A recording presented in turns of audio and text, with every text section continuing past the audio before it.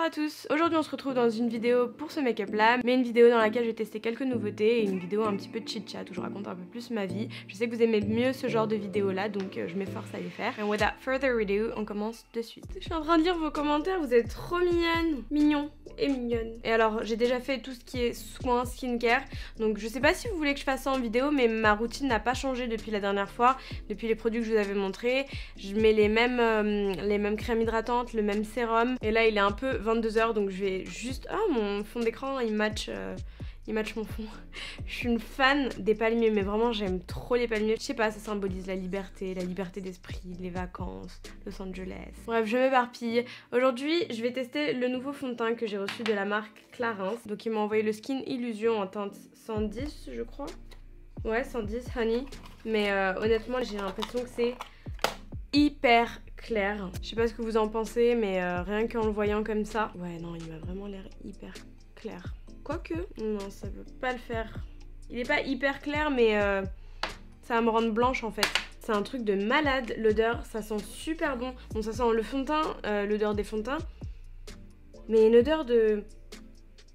Ça sent le parfum Kenzo, le Kenzo Amour, ça sent super bon. Je vais quand même l'essayer au niveau de mes pores pour voir si ça fait quelque chose. Mais je vais juste l'estomper comme ça avec mon doigt. Vu que c'est pas la bonne couleur, je vais pas aller trop loin.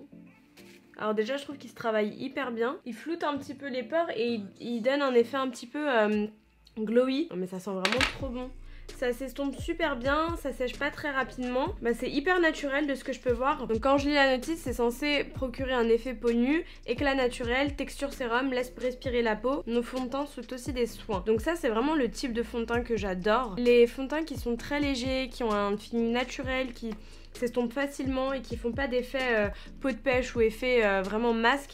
Moi c'est vraiment ce que je préfère. Mais là c'est et un fond de teint et un soin, donc apparemment c'est censé hydrater la peau, donc je pense que c'est vraiment bien adapté aux peaux sèches pour le coup. Mais bon, c'est fort dommage que ce soit un peu trop clair. Je vais aller me prendre la teinte au-dessus. C'est vraiment ce genre de fond de teint là qui vous donne cet effet lumineux qui... En fait il me fait vraiment penser au Dior de... au Dior, le dernier Backstage. Très léger, on le sent pas du tout.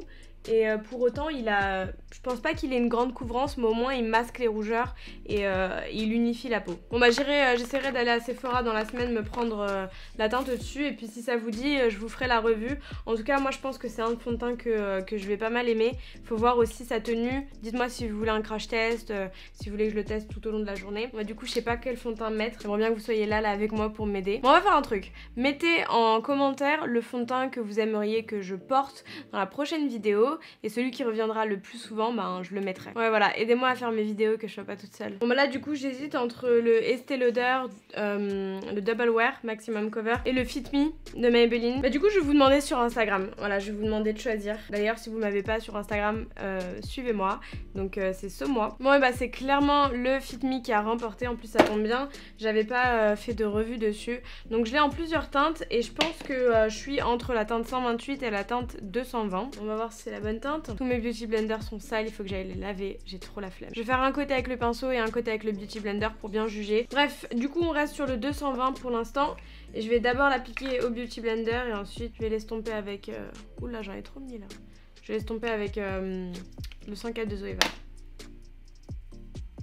Alors, ça se travaille assez facilement. Au niveau de la couleur, ça m'a l'air pas mal. C'est censé être complètement mat, alors que moi, il me paraît super glowy. Je sais pas comment vous le voyez. C'est pas un fond de teint qui sèche rapidement, donc on a le temps de le travailler, donc c'est une bonne chose. Pour l'instant, je le trouve super lumineux. Au niveau des pores, bah écoutez, pour l'instant... Je vois pas de grande différence. C'est un fond de teint qui est conseillé pour les peaux normales à grasses. Je suis pas folle, c'est moi ou il est glowy? Il est glowy. Vous voyez pas? Du coup, hop, je vais en mettre directement sur le pinceau. Je parlais comme une beauf.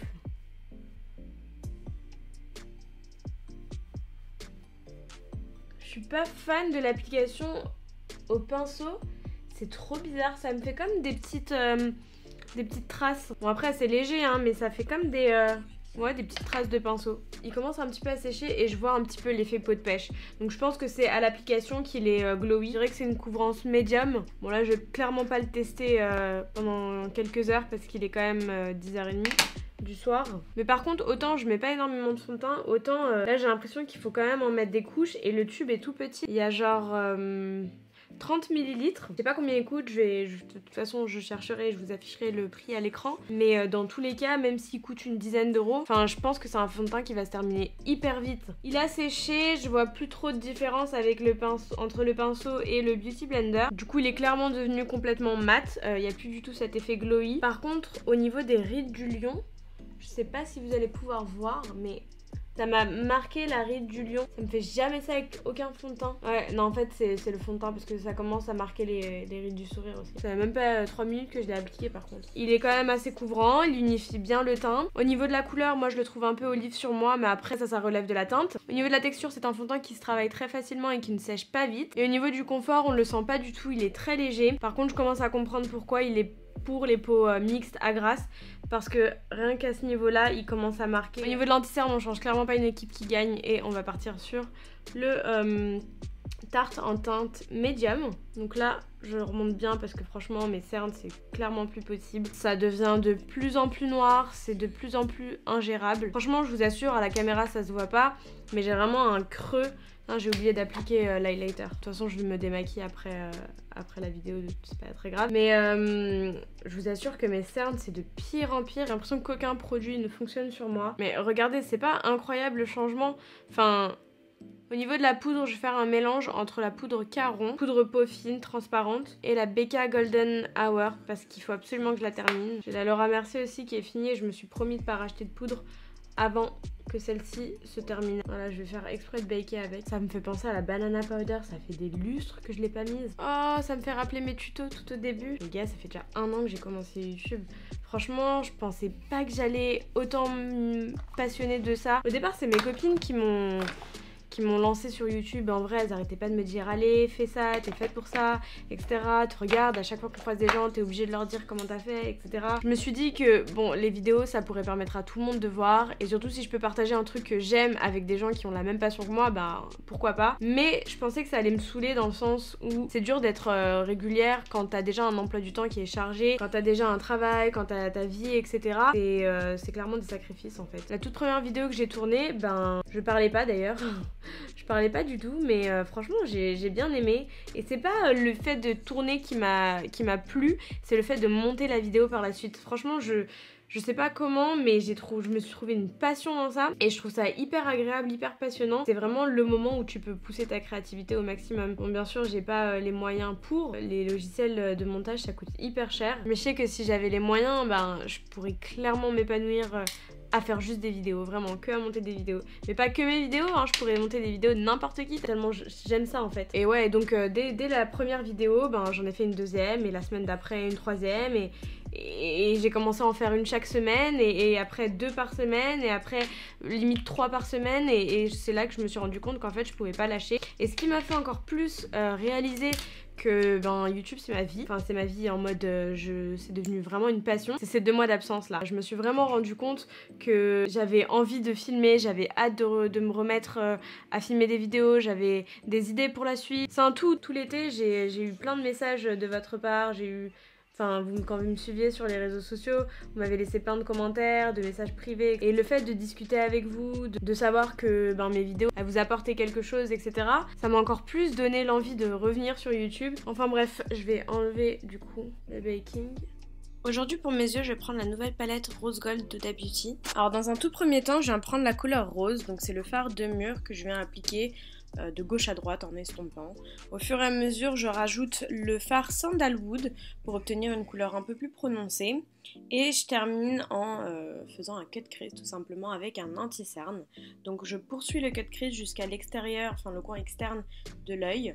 Comme vous pouvez le voir, j'estompe toute la matière et ensuite je viens y ajouter un fard irisé. Donc là en l'occurrence c'est le fard Bubbly. J'ai appliqué de la colle à paillettes de la marque NYX juste au-dessus de ce fard que je vais mélanger directement avec des paillettes de la marque MAC. J'ai pressé le tout contre ma paupière et s'il y a des chutes c'est pas grave, j'enlèverai ça tout à l'heure avec un peu de poudre libre. Je continue avec un eyeliner jaune de la marque NYX et je l'applique comme ceci.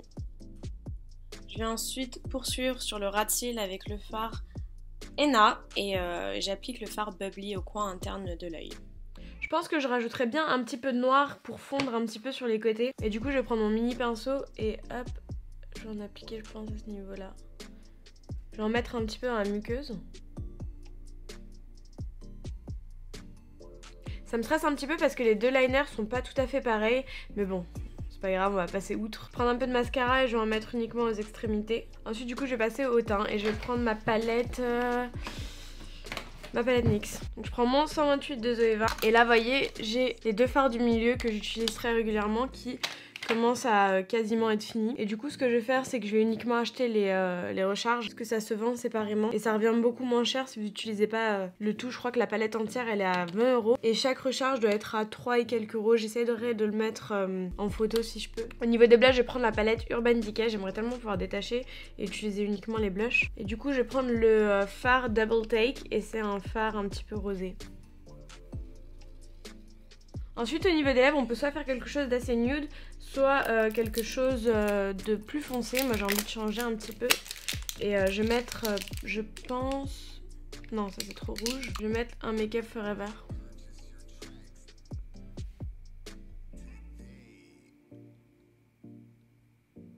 Bon, je sais pas encore si je vais garder ça, mais en attendant que ça sèche, je vais aller me coiffer et on se rejoint tout de suite. J'ai finalement préféré garder le rouge à lèvres parce que ça change un petit peu du nude. Voilà, le tuto est terminé, on touche à sa fin. J'aurais juste quelque chose à dire du coup sur le fond de teint. Je vais essayer de vous mettre des zooms si je peux pour que vous puissiez voir, mais honnêtement, j'aime pas du tout l'effet que ça fait sur moi. Ça a marqué mes zones de sécheresse. C'est pas joli, c'est pas agréable. Ça a mis en avant mes pores. J'ai la zone T super brillante. Donc franchement, pour moi, c'est vraiment pas quelque chose qui promet matité et qui promet surtout, qui est censé être poreless. Je remercie quand même la marque de me l'avoir offert parce que je l'avais eu sur un tournage avec Maybelline justement, mais la maquilleuse me l'avait essayé, je l'avais pas gardé longtemps pour pouvoir bien juger. Et là c'est vrai que je me rends compte que c'est un fond de teint qui ne me convient absolument pas. Pas joli, c'est pas harmonieux sur moi. Après certes il est confortable, il est couvrant, pas une couvrance énorme, mais vous voyez bien qu'il a couvert quoi mes imperfections, qu'il a unifié mon teint, etc. Mais au niveau du rendu, c'est pas du tout un fond de teint qui me convient. Après je serais curieuse de savoir si vous l'avez testé et ce que vous en avez pensé, mais surtout quel type de peau vous avez, parce que ma peau est mixte à sèche et c'est quand même un fond de teint qui convient aux peaux mixtes à grasse. Bon, donc peut-être que ça a quelque chose à voir. En tout cas je vous donne mon avis sincère pour celles et ceux qui se reconnaissent un petit peu en moi et qui aiment en général mes choix de fond de teint. Voilà, je vous conseillerais de passer sur ce fond de teint là. Pour les autres j'attends vos avis. En tout cas je vous fais plein de gros bisous, je vous remercie d'avoir regardé ma vidéo. Si vous voulez regarder la dernière, elle est juste ici, n'hésitez pas à cliquer dessus. N'hésitez pas à m'ajouter sur mes autres réseaux sociaux, moi, et puis je vous fais plein de gros bisous, à très bientôt.